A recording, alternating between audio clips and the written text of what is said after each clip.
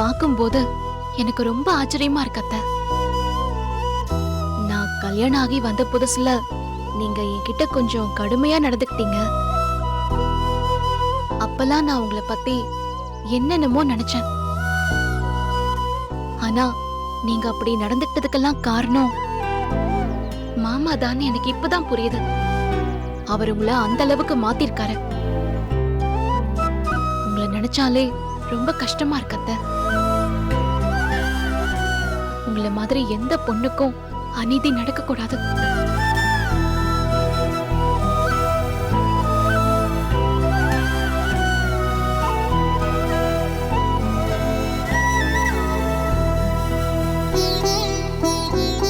சக்தி, இந்த உலகத்திலேயே எனக்காக வேதனைப்படுறதுக்கு நீ ஒருத்தி இருக்கன்னு நினைக்கும் போது எனக்கு ரொம்ப ஆறுதலா இருக்குமா.